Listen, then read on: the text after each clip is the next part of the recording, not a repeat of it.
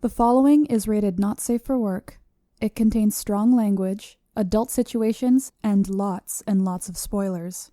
Discretion is advised. In the criminal justice system, cinematic-based offenses are considered especially heinous. The dedicated attorneys who investigate these villainous films are members of an elite squad known as the Reels of Justice. These are their stories.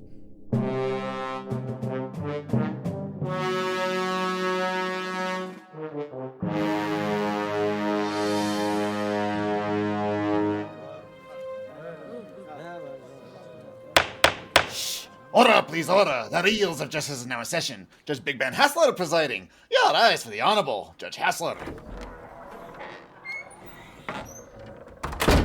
Be seated. Welcome to the Reels of Justice.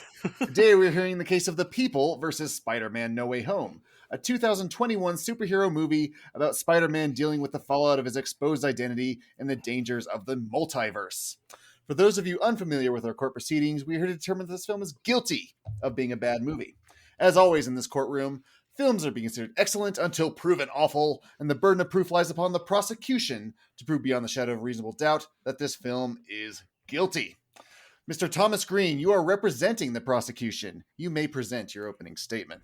Judge, ladies and sidekicks of the jury, we all love a walk down memory lane, looking at old photos and trading stories with friends and family. But why? We like to remember the journey taken, to discover new things about ourselves. We also like concrete world building, developed characters, and no stupid plot holes. Sadly, Sony didn't get the memo when they dumped No Way Home on us.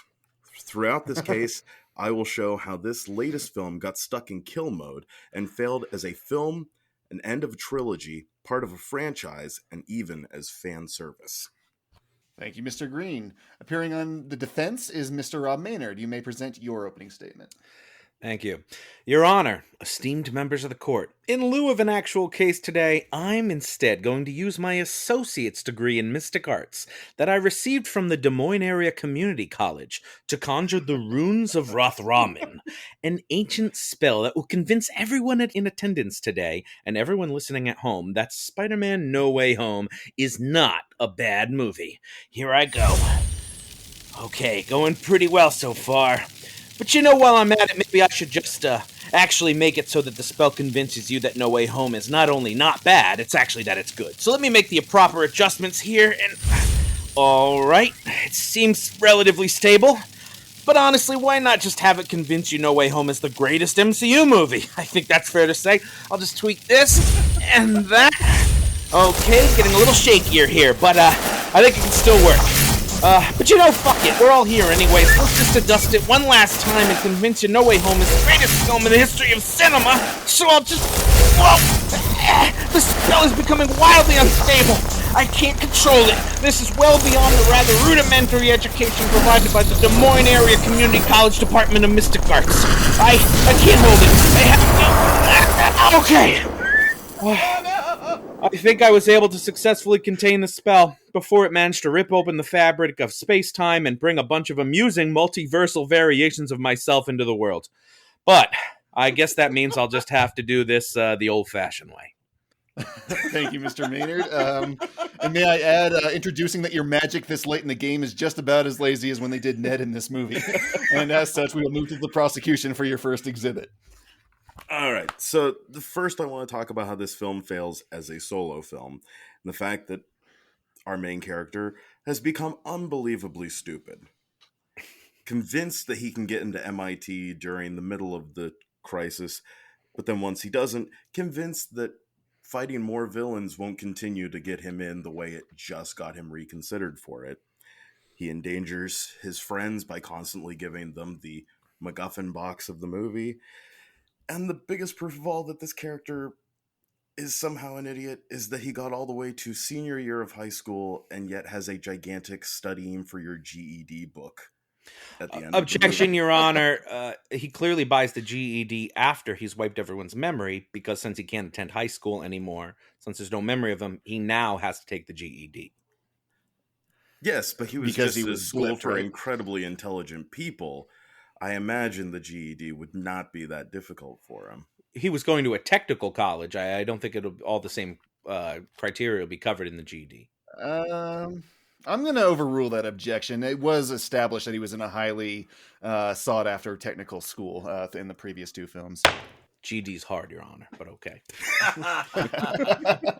For some people. Still haven't passed it. I've tried 4 times. I'd say you need one to get into Des Moines Community College there, right? You don't actually. That's why I went. Order in my court. Mr. Greene, did you have more on this point? Yeah, going on from this point is also the fact that this multiverse has absolutely no rules. We say that for some reason the spell can transcend reality without ever explaining why. We talk about all the universes it's brought in. By that it means 2, where one of them didn't even know who Spider-Man was to begin with, yet still got brought in on this people who know who Spider-Man is thing. And we never establish if they need to be together or if they can just be wherever they want for the button to be hit. Because if you could just hit the button on the box and make them all go away, there's not much of a need to collect them outside of dragging out the runtime to compete with Avatar. Objection. Objection. I would like to pass that to the defense. No, you don't need to object. I'm passing it to you. I am curious about this point about 2 universes being pulled in rather than infinite. Well, one, I would disagree. First off, the spell is going out of control. It has not completely gotten there. So theoretically, if Doctor Strange didn't contain it, it would have kept going to all universes and pulling in everyone who would have possibly ever known Peter Parker into Strange's universe to then wipe their mind. He stops it before it, it's like the progress bar on your computer. It gets to like 4% and he stops it. So it did something. It just didn't get to go all the way. I also would like to say there's no proof that this is just 2 universes because, as the prosecution said, within the Amazing Spider-Man 2 universe, Electro does not know Spider-Man is Peter Parker. He doesn't even know who Peter Parker is. And he's also like glowing blue and electric. Therefore, we can assume that the Jamie Foxx we see is not the Jamie Foxx Electro of Amazing Spider-Man 2. He is from another universe where Andrew Garfield is still Spider-Man, but where Electro knows who Peter Parker is, knows Spider-Man is Peter Parker, and doesn't glow blue. So it's at least a question third from universe. the bench. Is this your supposition that the writers intended this, or that it's accidental and you're sort of retconning it? We know that the spell pulls in people who know Peter Parker. And we know that Jamie Foxx doesn't know Peter Parker in Spider-Man 2. Therefore, it is very safe to assume that the Jamie Foxx we see is a different Electro from the one from the movie. So you're saying this was intentional by the writers. They knew this. Yes. I can prove I can prove from within the movie, though, that it is the same Electro. He starts off blue, and then we do a throwaway line to explain that the energy is different here for why he turns yellow. And then we specifically have the bad joke moment after he's been stopped, where he talks to Andrew Garfield, and he muses on the fact that he thought Spider-Man was black. Yeah, because I assume he's never had a conversation with unmasked Spider-Man before. Yeah, but then he doesn't know Peter Parker then. Well, you're contradicting yourself. Wouldn't he know who Spider-Man is to be pulled into this universe? So then he would know that he's not black? Yep. But he'd never had a conversation with him about being surprised that he's not black. He knows he's Peter Parker. He knows he's Peter Parker. He must be pulled in by the spell. Yes. It's a very clear in that moment realization, though. I don't know about that. I always thought, he doesn't. It's very confined to this world. Because he's not surprised when he sees him at the time. It's kind of just matter of factly after the point, like, I just kind of always thought Spider-Man would be black, he says. Probably because that's the first conversation he ever got to have with him about it. I'm going to let the jury chew on this, although I do think that the facts do speak for themselves in this regard. Mr. Greene, did you have another exhibit? Biased, but all right. I just wanted to go into, the film fails as a franchise because nothing within the MCU has progressed story-wise. This movie isn't even the reason why we deal with the multiverse in Doctor Strange 2. And there's no expansion of the world, unlike especially everything else in Phase 4, at least, not even going into the other phases, there are no new characters introduced. There's no expansion of the world as we know it in terms of the characters and the people and the places. This film is just it's focused on things that aren't even part of the MCU instead of expanding on it. Objection. One, as far as Doctor Strange not capitalizing it, I hold Doctor Strange accountable for that. It was the sequel. It was the follow-up. It should have built on the ground that was ahead of it. It chose not to. Boo on Doctor Strange. But lots change here for Spider-Man in the very simple fact that at the beginning of the movie, which was set up from Far From Home, everyone knows that Peter Parker is Spider-Man. That is the universe that exists. At the end of the movie, now no one knows Peter Parker is Spider-Man, including the other Avengers, and most importantly, including MJ and Ned and all the other friends that Peter Parker had. So it's sort of his saying goodbye to the homecoming, Far From Home friendship that he had to moving to being more adult, mature Spider-Man. The small world and Mary Jane and Aunt May is dead. So a ton changes for just Tom Holland, Peter Parker. There's a lot of a story that happens here where he goes from having a very bad thing where his identity is revealed to, at the end of this movie, having no Aunt May, no support system at all, a Spider-Man all on his own. That was the longest objection I've ever heard, but I will sustain that objection. Peter Parker does bias, right? You got me here, Judge. No, just to show I'm not biased, I am sustaining that objection. Peter Parker does have a journey in this film, but again, we'll let the jury decide whether or not that makes it good. The journey that he experiences. Mr. Greene, any further exhibits? Yes, I want to go into how it fails as the end of a trilogy, and the fact that it abandons the theme of the trilogy, which is having the having of a mentor, the need of a mentorship. It completely abandons that entire theme and concept. So that way, this movie kind of drifts without any sort of connective tissue to the previous films in that regard, with the exception of Spider-Man, kind of, and the fact that May dies. There isn't a single character who isn't the same at the end of the movie as they are at the start. And then, most importantly, the big cliffhanger from the end of the last movie that was supposed to propel this movie gets solved in the first 8 minutes of this 2.5 hour film. Within 8 minutes, Daredevil shows up and says, yeah, you're good. People are still not gonna like you, but you're good. It's all done. It's all taken care of. There's proof that there's proof that we haven't proved was doctored that you murdered somebody, but yeah, you're totally okay.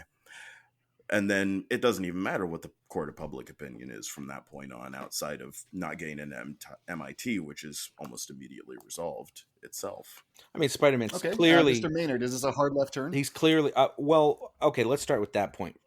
What I do like about this film is it goes to a continued Spider-Man theme, which is important, is that Spider-Man loses someone incredibly important to himself and blames himself. We hadn't seen that before. Tobey Maguire gets that plot point almost immediately with Uncle Ben in the first Spider-Man movie. In many ways, Andrew Garfield kind of has to wait to the end of his second movie with Gwen Stacy for it to happen. But here we have to wait for the third movie for Tom Holland because he can't really blame himself for what happens to Tony Stark or really anyone else. But with Aunt May, he finally has something that he puts on himself. It's his fault that this happens to Aunt May. He blames himself entirely for trusting Norman Osborn too much. That's a Spider-Man theme. He has to go through that loss to learn that great responsibility comes with great power. He's got to get that speech finally. That finally comes full circle for him.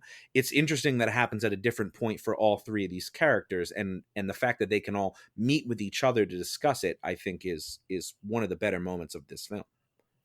Prosecution, do you have a rebuttal? Yeah, I would just say for that is sure he gets that speech and he learns that lesson.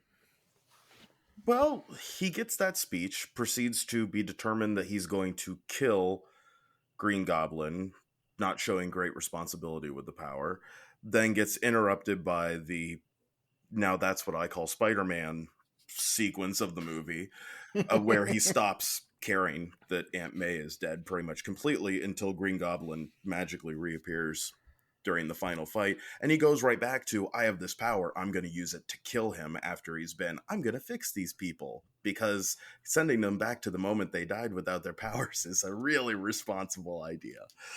So it's, I mean, it's one of those things where it's a nice sentiment to go back to that well of with great power comes great responsibility. But I would argue that we already had that moment in Homecoming with Tony Stark when he's talking about, if you're nothing without the suit, then you don't deserve it. We already had his version of it. We already had this Spider-Man's version of it in his first movie, with that moment that led to him having to do that third act of that film without the fancy suit. And I believe they alluded to it in Civil War, did they not? Well, in Civil War takes place before Homecoming. Right, but when Tony Stark's recruiting him, he says, "Why do you want to do this?" He's like, "Because if you don't do something, exactly, then you're helping them." Because they didn't want to rehash the origin story. If something bad happens and you had the ability to stop it, then it's your fault. He's already been to this ground before. We've already tread this water, and we've already tread it better than we did in this film. We just threw in the with great power comes great responsibility thing haphazardly. As a rebuttal, for the mentoring thing, the lack of the importance of mentoring, what about this? What if this movie had Miles Morales, and the third movie we go Cars 3? He has to become the mentor. But in many ways, Peter Toby Parker himself says it at the end. Objection. In many ways, Toby and Andrew are the mentors in this film. They're teaching Tom Holland how to deal with this loss, because they've gone through it before, and he now has to again. And Spider-Man's been taught with great, not really with great power, but that he has a responsibility to help out. But Spider-Man's always been sort of tied up with a bit of grief, kind of similar to Batman. Spider-Man loses someone very important to himself, and he blames himself. And that's an important part of Spider-Man's character. We don't know how Marissa Tomei's Uncle Ben died. We are fairly certain there is an Uncle Ben, but we don't know anything about it. It's never gone into. Seemingly, it's not Peter's fault at all. And again, that's just kind of par for the course as part of Spider-Man's character makeup, is that someone important is lost and he blames himself. That's part of what drives him and motivates him. I think we'll let the jury sit on the great power responsibility. I also would like to touch on, I think it's a very difficult thing where, yes, he's just lost Aunt May, but then he's just met two universe treading Spider-Men who have such unique experiences to themselves, but that have a similarity to him. So I think he's kind of stuck between, yes, it's tragic what happened to Aunt May, but this is a once in a lifetime opportunity where he's meeting these people who have this common journey with him. Seemingly for some moments he forgets his sorrow and gets caught up in that camaraderie.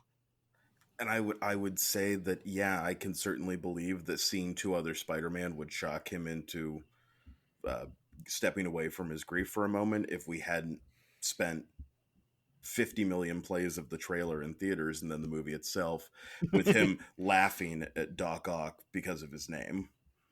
We've already shown that he's really not overwhelmed or all that impressed by the concept of these multiversal people. Well, I think he is less overwhelmed with the fact that they've traveled other universes, and more in the case of the Spider-Man, that there are other Spider-Men who have such similarities to him. Mr. Greene, did you have any further exhibits? My very last one, I over prepared, I think. No such thing. You could never over prepare in this courtroom. The last thing I just want to say is just on how it fails as fan service, in the fact that beyond the fact that all the villains are completely wasted, both for the actors and for the characters themselves. None of them are different. Sandman yo-yos, and his motivation is based entirely off of whether or not they need him to help or attack for the plot. And Dudley Do-Right was a more dignified performance for Alfred Molina than this film.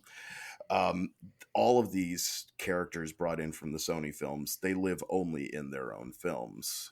We could have had great opportunity in getting to really learn what happened to these characters after the movies, especially since people have always wanted a fourth Tobey Spider-Man or a third Andrew Garfield Spider-Man. Well, they wanted it once they knew he was going to be in this movie. Then suddenly we love those movies. But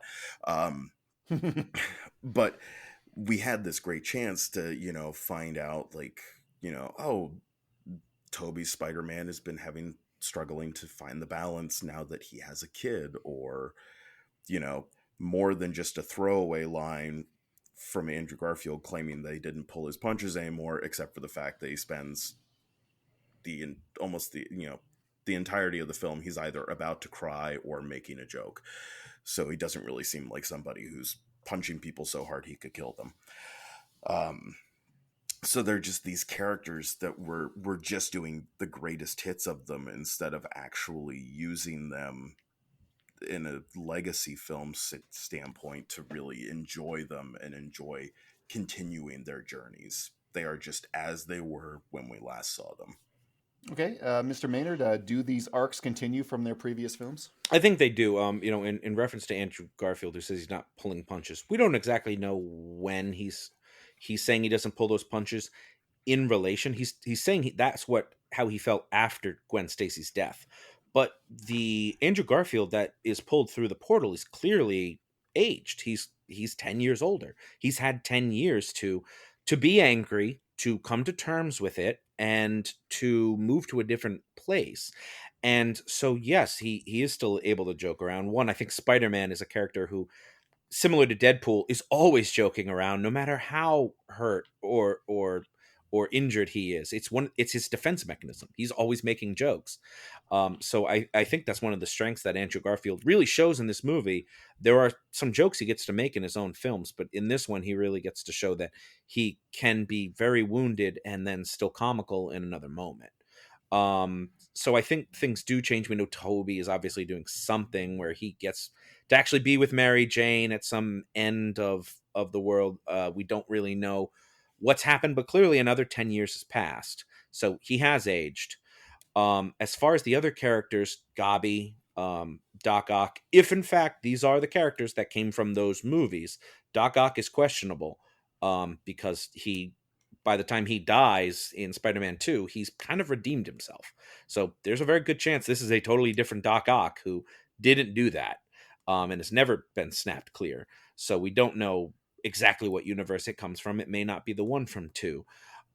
So in terms of them, though, if they are pulled in just before they died, nothing has happened to them since the end of Spider-Man 1 or 2, because they've been dead. So their last memories are the final scenes of Spider-Man 1 and 2. There was no growth for them to have. I apologize. But Yes, does it continue their arcs from those movies? I do think they continue some arc, especially if you look at Doc Ock, where I do think it's a different version from actual Spider-Man 2, because he dies at the end of Spider-Man 2, redeeming himself. He says, "I refuse to die a monster." That's his final line in 2. And that's when he learns that Spider-Man is Peter Parker. At that very moment, right before that, he's already had a change of heart by the time he knows it's Peter. So there's a very small window that he could be plucked from. So I do think it's a Doc from a different universe, but he clearly, the man inside who's not controlled by the arms, wants to not die a monster and wants to turn the corner and change. Goblin, we never really get to see past the veil of the Goblin back to Norman Osborn at a certain point. We see him cowering in fear, like he's the victim of the Goblin in 1. And I think that's what we continue to see in this film. So it's not real. So the beat that we see is his cure at the end, where he's finally released, but also gets to know, I'm doing things I don't want to do, and what have I done? We're seeing that Norman Osborn, who's been a victim of the terror of the Green Goblin as much as anyone else has. I think that's also continued in this story. I will say I didn't speak clearly. I did specifically mean with our Spider-Man that we had not seen their growth. But you do bring up the good point of, if we're going to, as the audience, fill in the blanks for the movie and create alternate universes for all these villains to have lived in, it would have been great when they were all standing around making jokes about being in a sorcerer's dungeon, if they could have also talked about their adventures, and we could have had the movie confirm for us, oh, these aren't even the same. We don't even know what these guys are capable of. They don't talk much about their adventures since sense they're movies, because a lot of those scenes are improvised by the actors. They're not written.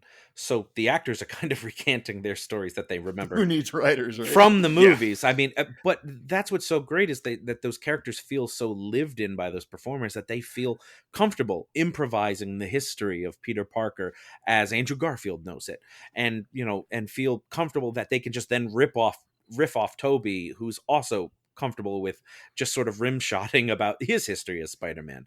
They know their characters, comfortable enough to improv. It doesn't contradict the history at all. Yes, we are filling in a lot of blanks here, and I do think this is a nice safety blanket that the writers have. It's this multiverse.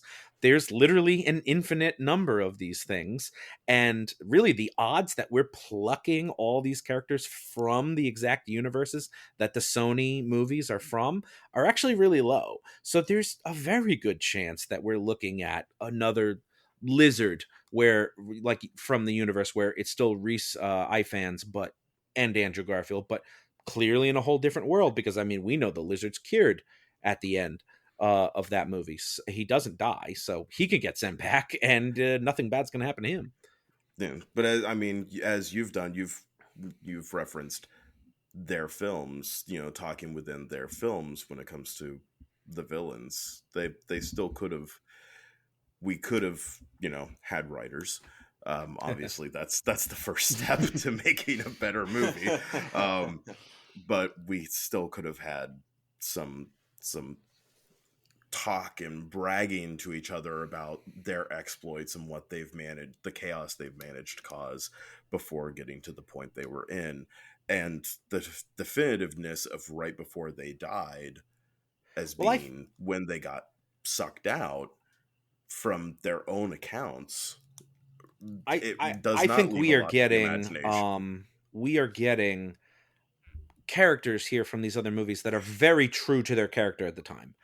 Electro is very much the same character. He even says he's a loser at that time.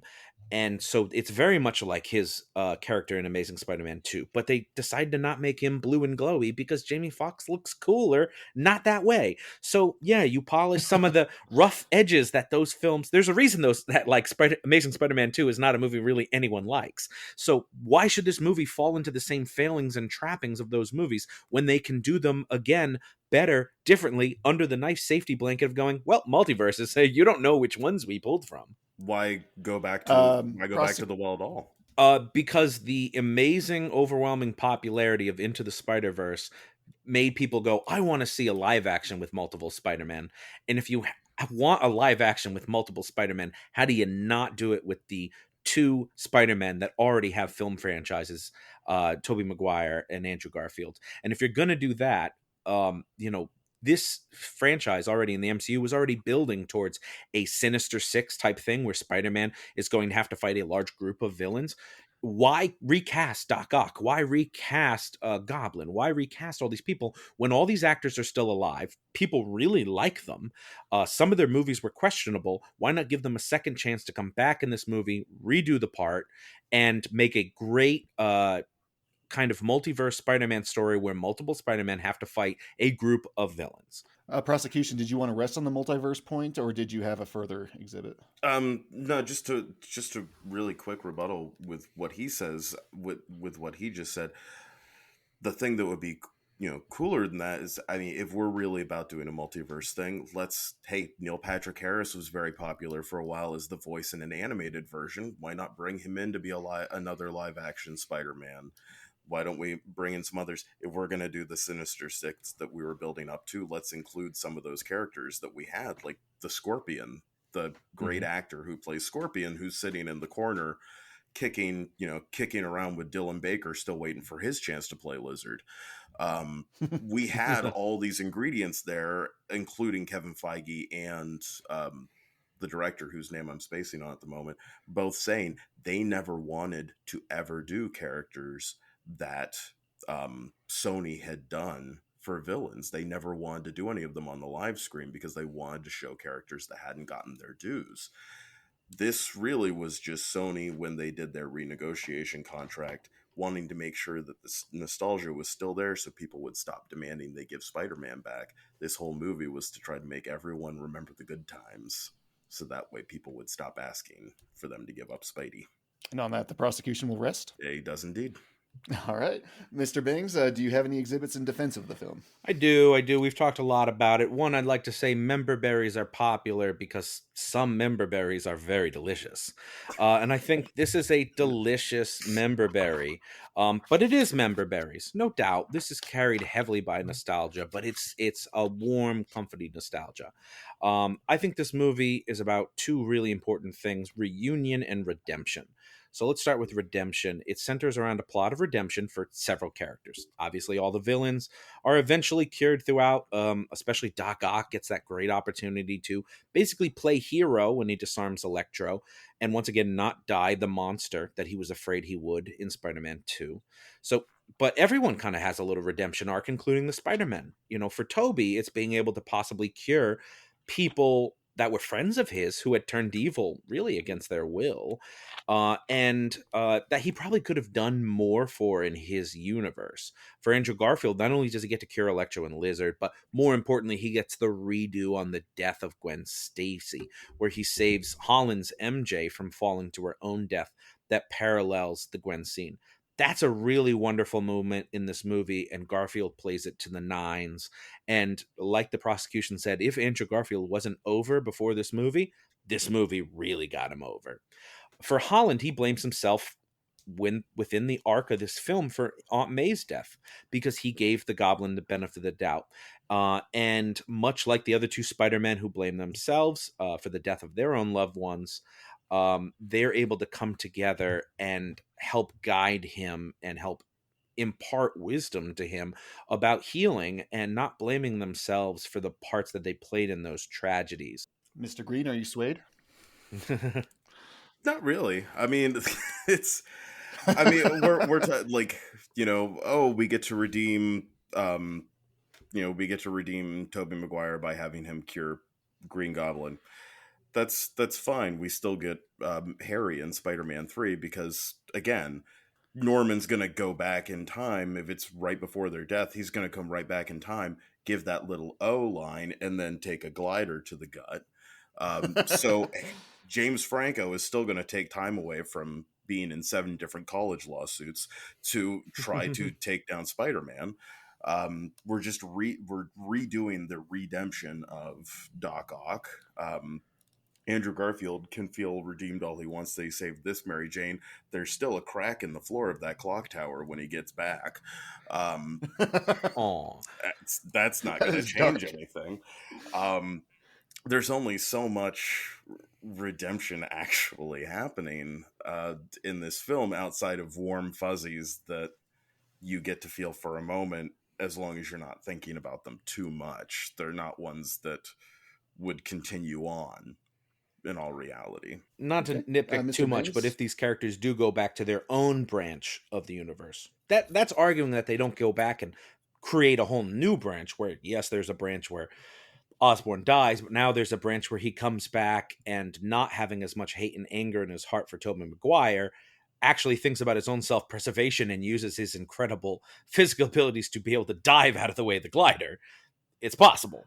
But again, that's maybe it is, but what's certainly important is the redemption here that, especially even exclusive to Tom Holland, is that he doesn't have to kill everything that gets in his way. There are other ways around his villains to find solutions.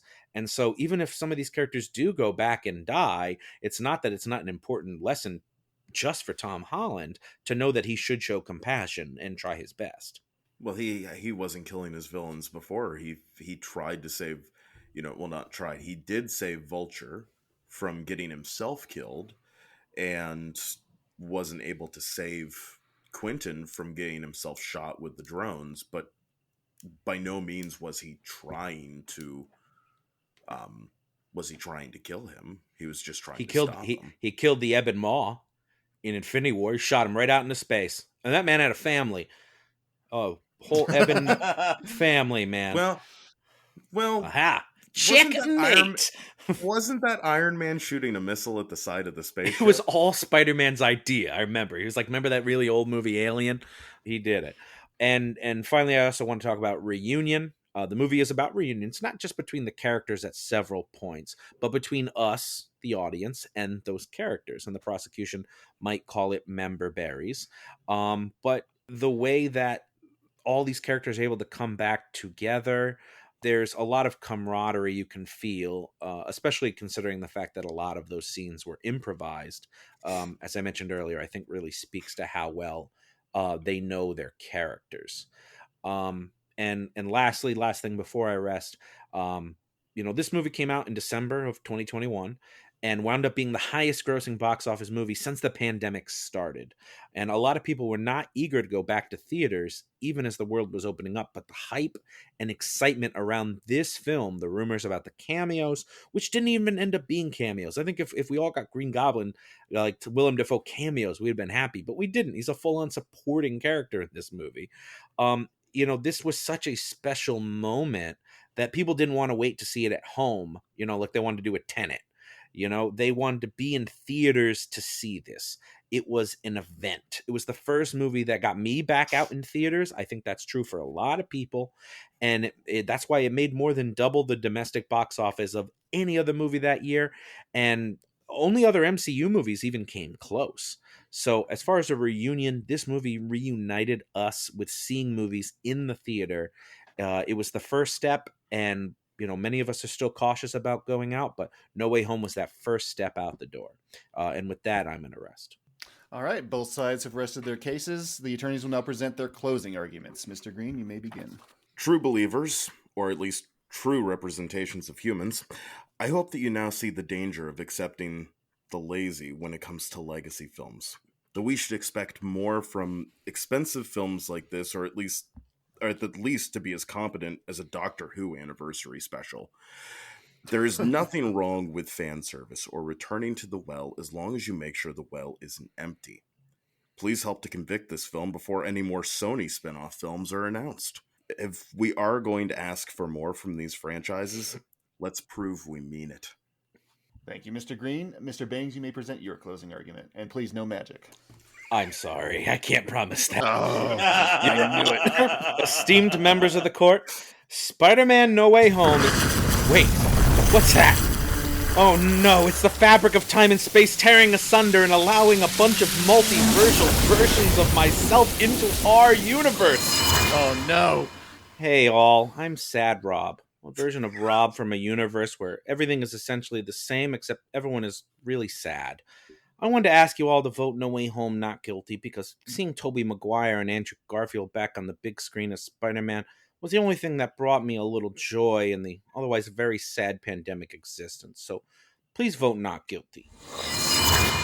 Yeah, I'm Cowboy Rob from a world where everyone's a cowboy. You varmints better vote No Way Home not guilty or I'll tan your hides and send you to the gallows. Yeah! Hey everyone, this is Cool Rob. Hey, wait, actually, I think I'm already pretty cool. Not as cool as me, Cool Rob. I like to skateboard and do a lot of drugs, bro. Okay, I don't even know if that stuff's still cool in your 30s. Hello, my name is Unstupid Rob. Wait, excuse me. And I'm not Ugly Rob. Hey, wait a minute. And I'm Rob from a world where he doesn't get turbulent diarrhea whenever he gets nervous. Okay, wait, stop! Stop, that's enough. I have to close this rift and send all these embarrassing and somewhat insulting words to myself back to where they came from. Okay, I just cast a new spell that made you forget about everything we talked about today, especially that diarrhea thing. So you'll have to vote No Way Home not guilty because you can't even remember the prosecution or the defense or having seen No Way Home at all. And since films are innocent until proven guilty, case dismissed. No, we have a stenographer who's recorded this whole thing, I'm afraid. So even if I don't remember, I can still read the script. Clickety clackety clickety And clackety. seeing a bunch of Maynards is as strong an indictment against seeing a multiverse film ever again as I can think. But both members have rested their cases. The jurors may now deliberate. Mr. Jillian J. Schlender, Mr. Big Ben Haslar, and Mr. With Great Power Comes Great Ryan Luis Rodriguez. You have all heard the facts concerning this case. It is now up to you to determine if the film is guilty of being a bad movie. The bailiff will escort you to the deliberation room to render your verdict. Do you suppose Spider-Man prefers web series to TV shows? Boo! Jeez. Hey, I'm cool, Rob. I really like that joke. Yeah, you. Hey, I don't cool, remember Rob. there ever being a multiverse of Rob. Hey. Well, okay, everyone. That makes me the foreman. I'm in charge, and I thought we had a very interesting case today. I think we had a very competent prosecution, and I think Maynard did a very good job on defense. And I think really what it comes down to are kind of some of those more meta points that they were talking about. You know, like Maynard fully acknowledged the member berries, and Thomas pointed out how, you know, like leaning on just these characters, just the fact that they exist, you know, talking about like the improv and the lack of writing and stuff, like hurt it. So I'd be interested in what you have to say there, Ryan Luis Rodriguez. This is easily the weakest of the trilogy. But that said, Easily. I have a lot of fun with it, especially the three Spider-Man interacting. Because I'm not nostalgic for Tobey Maguire or Andrew Garfield. I'm just not. But Has when there been I enough get to time see, to be nostalgic for there's Garfield? enough time to be nostalgic for Tobey Maguire, perhaps. Maybe not Andrew Garfield, because it's only been, I mean, we're only 8 years away at this point. But I love seeing the three of them interact and just get to have their little personal in-jokes, like when Tom Holland says that he's part of the Avengers, and they both nod their heads like they know what that is, and then one of them asks if that's a band. I enjoy that stuff to an absurd degree, so much so that I'm willing to forgive a lot of the things that rub me the wrong way about this film, which there are plenty. What would be the most prominent thing that rubbed you the wrong way? You know, that's a really tough one.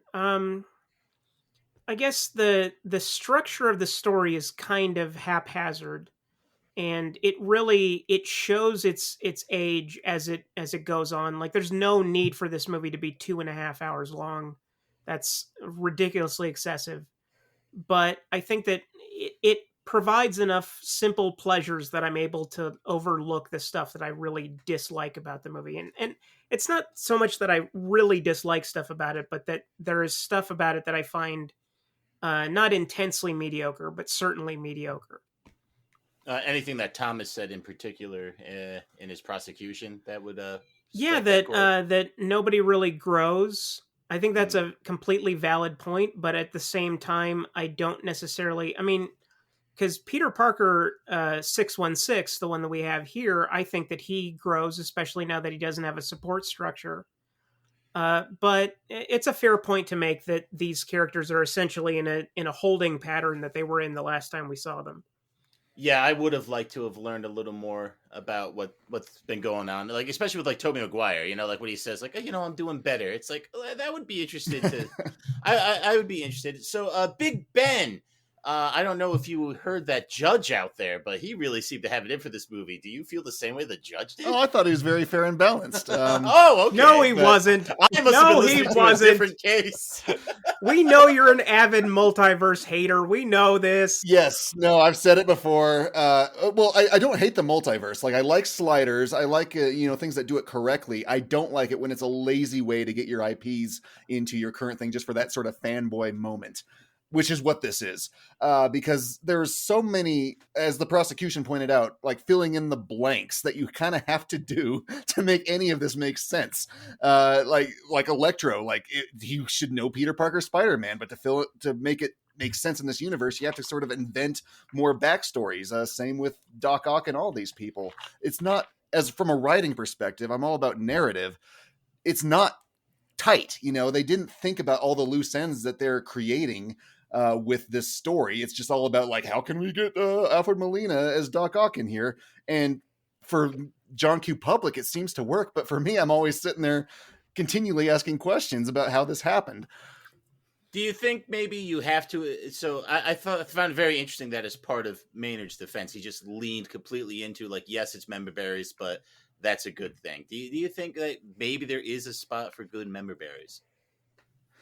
If the script that brought these people back made sense, then I would be on board, but it doesn't. Okay. How about you, Ryan? Just member berries writ large, kind of one of the more meta points that they both brought up. I'll be completely honest. I don't even know what a member berry is. It's a reference to South Park. It's these little berries like, oh, I remember, and they'll say all these things that happened in the past. I think it came to prominence with the new Star Wars trilogy because it leaned so heavily on the original trilogy. Idea is it's kind of like nostalgia for its own sake. Yeah, I don't have strong feelings either way on that. I think that fan service, when done well, can be very satisfying. And I think that just the fact that you have these 3 versions of this character on screen at the same time, commiserating and kind of just shooting the shit, I find that to be the most interesting stuff in the entire film. Like, you could get rid of the villains entirely and just have a movie where for 2 hours and change, you have the 3 Spider-Men just sitting around, I don't know, swinging off the Brooklyn Bridge and just hanging out, just being dudes.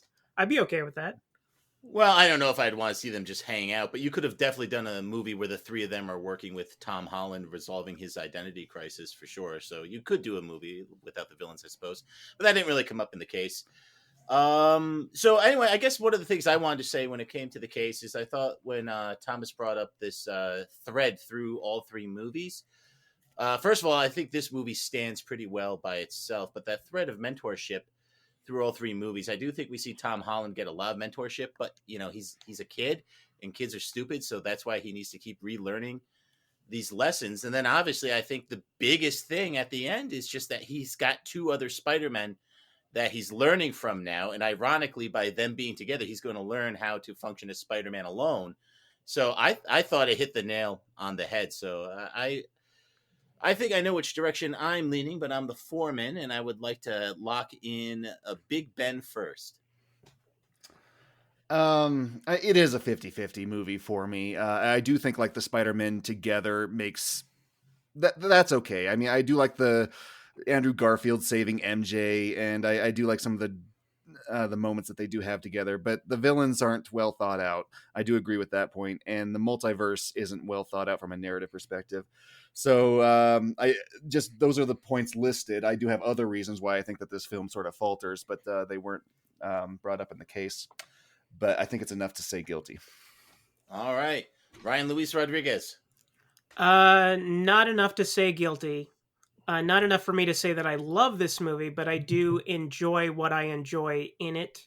And I've seen the movie twice. That is not dissipated. Maybe it'll dissipate in the future. I don't know.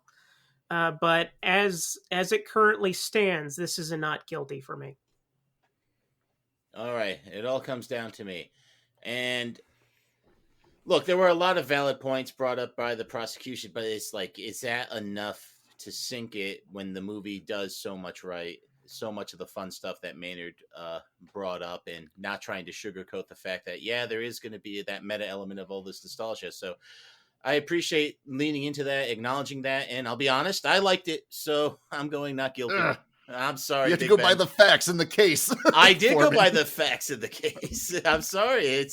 It was good points all around, but at the end of the day, we have a very high burden of guilt. And I just don't think a movie that has 3 Spider-Men being bros gets there when the defense is willing to acknowledge that one deficiency of like, yes, it is about member berries, but these do taste sweet. So let's get out there and tell that very handsome judge.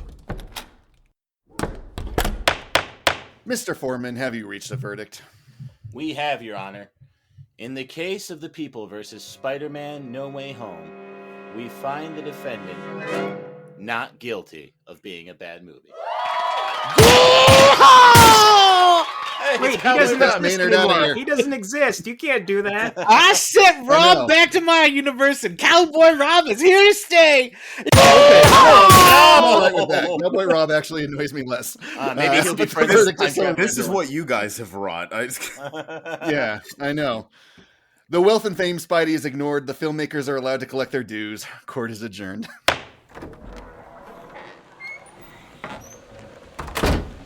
This is Mumbly Mumberson reporting to you from outside the Reels of Justice. Mr. Thomas Greene, would you care to share your thoughts on the jury's verdict? He asked as if he cares.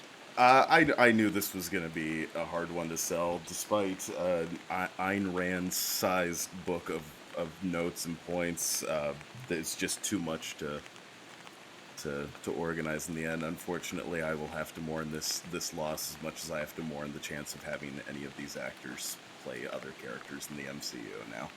Yeah, blame your notes. That's how it works. And here comes Maynard Bangs, you jerk. Excuse me, can we get a word on how you feel about the jury's verdict? Well, thanks for your kind words, Mumbly. I'm actually dreamwalking from the other universe where Cowboy Rob sent me, but I'm now possessing Cowboy Rob, so I can talk to you totally normally. I actually do love this movie, and yes, a shit ton of it doesn't make sense. I've been trying to figure out how any of that spell magic works. I've watched every YouTube video. None of it makes any fucking sense. And it is all just a bad excuse to get our favorite actors to reprise their roles and fit into the script. Well, I like everything about this movie, and it's the cheapest of hollow enjoyments. But yeah, so I'm happy I was able to do this, and Cowboy Rob will be back any moment. Oh God, no! Please, no. That's all we have from the courthouse today. Let's go back to the studio for post-trial analysis. I'm gonna go get high. No, put that gun down, Jesus. Cowboy Rob, go God. away. I don't like it. I don't know if anyone else heard it shoot or not. Maybe they didn't. I think I did. Oh, okay. And I'm back, everyone. Oh, good. Jesus. Actually, That was a no, close this one. is still Cowboy Rob, but I just attended a couple of semesters at the Des Moines Area Community College for English. Oh, so they're good. Yeah, so I lost my whole accent and love for all that is wild and untamed. A fun case, Thomas. I think you did a great job. I think, this was an intimidating case for defense because, none of that magic it really doesn't make any fucking sense. Well, Yeah, and but it's I mean, magic. Does it Yes. really have to make sense? It's fucking Well, magic. it That has was its my own ace in the rules. hole. Yeah, Yes. I mean, like, the ending, I don't think it makes sense why making people forget who Tom Holland is would close the rifts in the multiverse. It's like those multiverse people don't know Tom Holland is Spider-Man. They know a different Peter Parker is Spider-Man. It really doesn't make sense. How can he get an apartment? No ability to do a background check. I mean, there's just Well, no, they don't it's- remember him. It's not that he doesn't exist. And His that's also documents are pretty- not No, actually they don't. erased, but nobody remembers him. So, like, imagine you're a teacher at his school and you're pulling up records about this kid who was supposed to be there for 4 years and no one remembers him. I think you might just throw them out. Maybe they It's think like he that never One More came Day back from arc the in the snap. comic books. It's just stupid. Yeah, It's like, he- we wrote ourselves into a corner, and we need to have this guy have more adventures, and yet we want everyone in the city to hate him like he normally is. But we, have done all this Avenger crap, so No, now we just need to guys. sort of wipe the board clean. They will just assume he never came back from the Thanos snap. When they reverse it, they'd be like, "Oh, this guy, no one remembers him. He must have not come back." It's the When one guy Iron who Man- didn't the come one back. guy. Yeah. Well, I was like, what about all the people who were in airplanes? Okay, let's not dwell on this. It's just some people were coming back and they were going to get hit by cars. That's all I'm saying. Well, and I think they've at least made an effort to explain that instead of going, YouTubers, you figure it out. I don't fucking know. It's was magic. Tweetskin, Magic Tobey isn't Maguire. real. Get over it, people. No. So Thomas, we usually Hey, have so a good Thomas- host on this show. Oh, there So, he is. Thomas, what have you been doing lately? Cowboy What have you Rob been is up to? catching up. Yes, Cowboy Rob definitely confirmed that I made the right call when I decided, no, I'm not going to bring my mediocre Venom impression on as a witness. Oh, So- I had never seen those Venom movies, so when we're watching that deleted scene, I'm like, what the hell is this Oh yeah, awful no, voice? I had to clean the theater for that movie so much. All of the ushers at our theater and some of us managers, we all basically picked a character and memorized their lines because we saw that mid-credit scene so often. So we would hear it. We could kind of hear it down the hall, and you'd just suddenly have two ushers doing all the lines with the movie. All right, Because we let's had hear those- let's hear the Venom impression. You gotta do it. Okay. Eddie, we are drunk. Let's score skinny dip. It's pretty good. Hey, Pretty all right, good. I like it. It's I understand why you don't want to do it because it's not quite as good as my Cowboy Rob, but like, No, that is a spot on Cowboy I don't Rob. think I don't you know should. how You did shouldn't that. feel that ashamed about it. Yeah. I was worried that you were cheating and had multiple people in there with you. No, all natural. So what have you been up to lately? I know you're planning on debut of a new podcast. Yeah, so I took a little bit of a break from this from a lot of different things, uh, partially due to the fact that I discovered that COVID makes me pass out while I'm driving. Um, Not good. yeah, so but yeah, I'm looking at some point. Alex and I would like to bring the show that we do, Movies After Work, back, but it's all contingent on his work life right now. So I've been developing and I'm hoping to get started here, Perpetual Cinema, which is going to be my new podcast where I bring on a panel each episode and we discuss an aspect of the film industries. Things like, does do the Oscars actually matter? Does the rating system need to be updated? Yes. I mean, no. Also- Wait, I forgot. I Just, think PG-13 should have 8 to 10 seconds of full frontal nudity. The kids got to learn it sometime. 8 to 10 seconds, 11 in your And that's easy for parents to skip at home. 7 seconds, that's PG. But yeah, it's creating a show that not necessarily is talking about the movies themselves, but kind of how the industry is working behind the scenes to either help or hurt it. I volunteer to come on with how CGI is killing us all. Oh gosh. Yeah, Find a person on the other side of that panel. I'll take that debate. You think I won't debate Maynard about CGI? Like, we'll argue about anything. I don't doubt for a second that I will be doing some sort of show about the state of visual effects right now. Well, it's weird that they've kind of regressed. Remember how good everything looked in Life of Pi, and then that company went bankrupt and they disappeared? And then you get movies like Black Panther that look like a PS2 game. What's happening? Well, it's the treatment of the visual effects industry. I mean, we all started to notice it when they cut to commercial in the middle of the acceptance speech for the visual effects crew that had just gone bankrupt for Life of Pi. But we've been talking about it a lot lately with Marvel and their situation, but we also know that James Cameron is not only incredibly abusive to visual effects artists the same way that he is with anyone else within 5 feet of him, but he's also constantly taking credit for their work and undermining the importance of their job. So they're more rushed, where you had movies like Jurassic Park where they had a long stretch of time to make these amazing looking dinosaurs.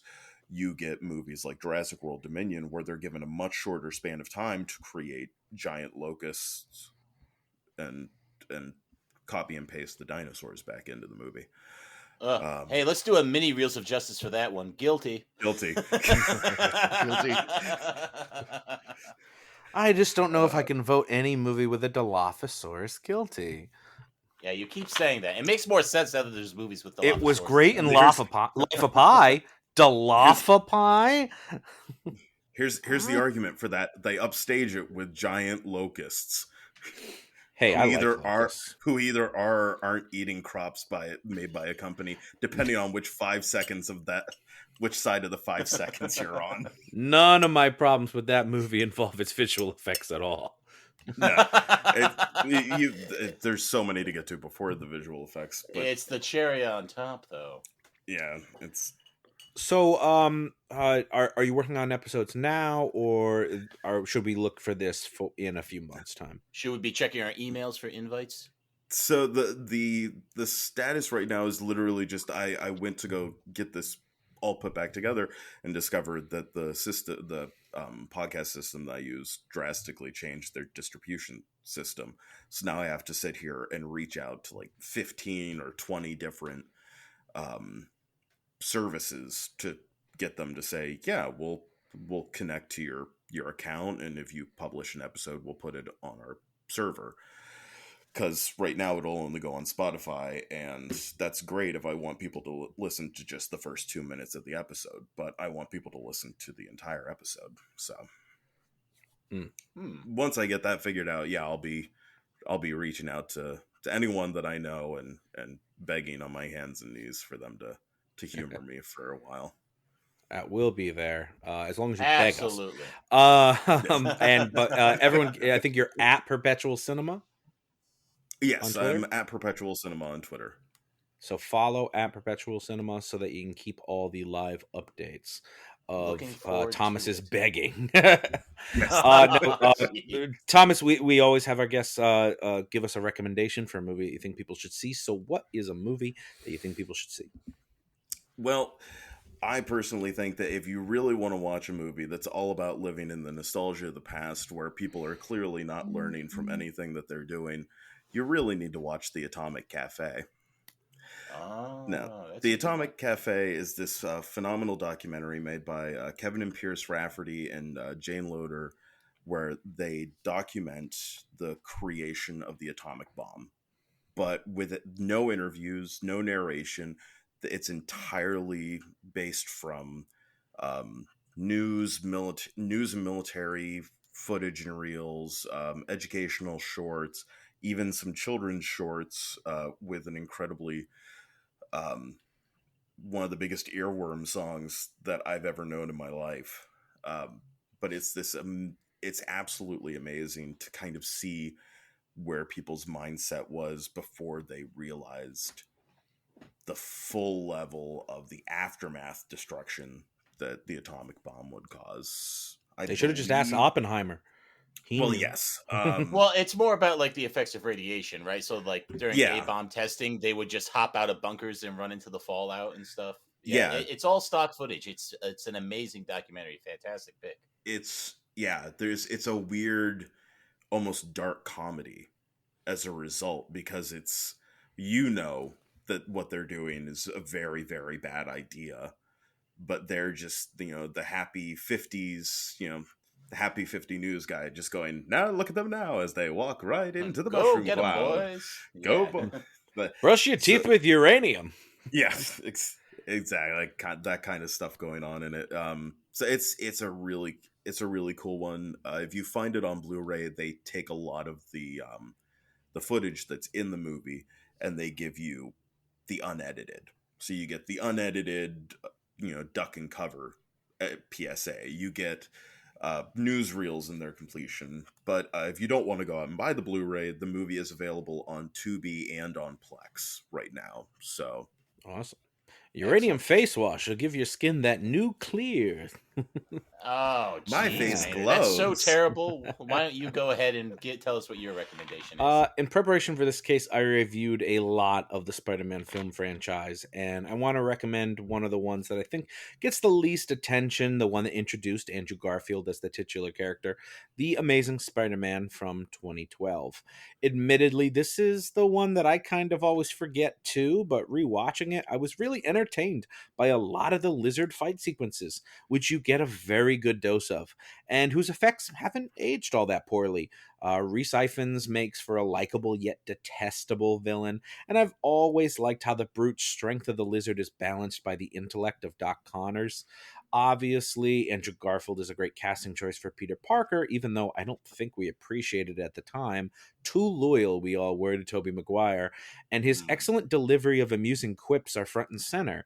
I also like that the series uses Gwen Stacy, played by a bleach blonde Emma Stone, rather than Mary Jane Watson, almost as if they expected some kind of cinematic multiverse might be coming in the future. Of course, they didn't.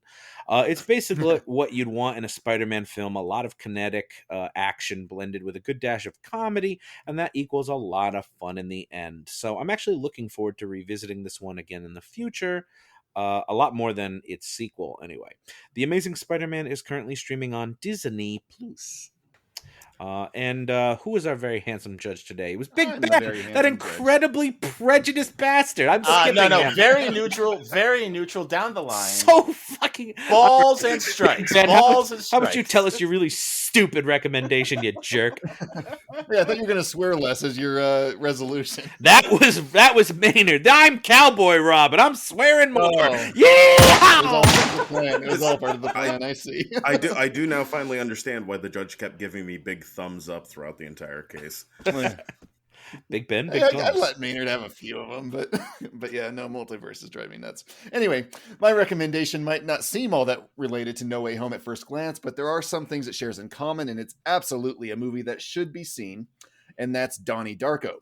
Because with a movie as many layers as Donnie Darko has, surely there's something out there for you to identify with, be it the portrait of an awkward high schooler with idiot friends, mental health issues, debates about the nature of morality, discussions about whether destruction is creation, psychological horror, or, my favorite of the bunch, mind-bending sci-fi. The whole thing takes place in a parallel universe as the result of time travel, and while none of the layers presented are completely fleshed out, it's structured in a way that it leaves you searching for answers and is therefore infinitely rewatchable, especially with its great performances and stellar soundtrack. It even has an intended bit of comic book connection, as people remark that Donnie Darko sounds like a superhero's name, and that is indeed one of the layers presented, as the living receiver gets supernatural abilities. So if any of these layers I've listed don't sound interesting to you, message us at Reels of Justice Podcast and we'll find the layer that's right for you. Given the ratings of Kelly's other works, the whole thing kind of comes off as a beautiful accident that comes together. It seems incomplete, yet it seems complete at the same time, and nobody can doubt my commitment to sparkle motion. You can find Donnie Darko on HBO Max. I couldn't see anything I'd have in common with that movie, although in high school I was best friends with a man in a giant rabbit suit who had died weeks prior. But apart from that, Schlenzo, what is your recommendation? So what I really liked about No Way Home was seeing Tobey Maguire back in action. Yes, it's nice to get that hit of nostalgia, but sometimes, Ryan, we need to look toward the future of team-ups. And to that end, in the superhero genre, I am recommending Batman and Superman Battle of the Super Sons. From 2022, this animated feature showcases Batman's son Damian teaming up with Superman's son Jonathan. Superman having a half Kryptonian, half human son is an interesting idea, and this isn't even to get into all the history of the fact that Damian Wayne is the son of Talia al Ghul and Bruce Wayne. You can read more about it in the comics, but it is just now making it into some of the new media that's coming out for Batman, which is really cool. So the story is not going to blow any minds, but the animation and art direction make it worth your while. It is not streaming anywhere for free, so support your local library. So is Tobey Maguire one of the Super Sons? He is not. No, it's a cartoon feature, and it's kids doing the voices of them because they're children. Oh, so it didn't have anything to do with Tobey Maguire.